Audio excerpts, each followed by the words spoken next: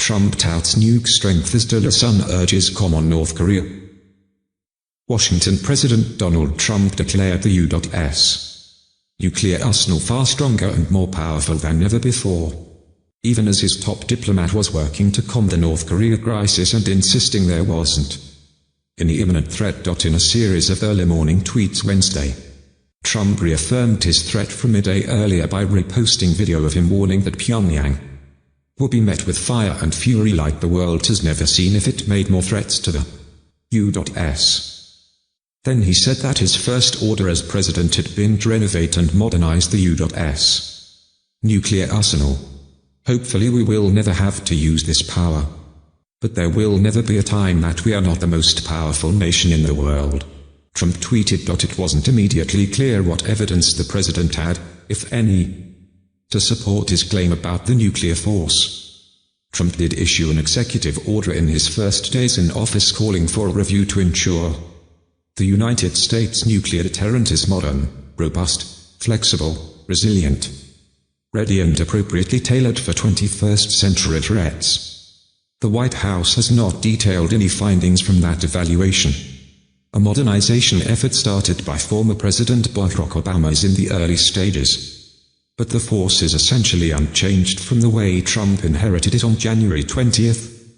Stephen Schwartz, an independent analyst of nuclear weapons issues, called the boast patently absurd. He wrote on Twitter that literally nothing has happened in the last 201 days to increase the overall power of the United States nuclear arsenal. Only hours before Trump's tweets, Secretary of State Rex Tillerson urged calm and said Americans should have no concerns despite the exchange of threats between the president and North Korea. Aboard his plane as he flew home from Asia, Tillerson insisted the developments didn't suggest the U.S. was moving closer to a military option to dealing with the crisis. Americans should sleep well at night, Tillerson said. He added, "Nothing that I have seen and nothing that I know of would indicate that the situation has dramatically changed in the last 24 hours." The mixed messages from Tillerson and Trump put the onus on the North Koreans to decide how to interpret the latest missives from the United States in more tranquil terms than Trump.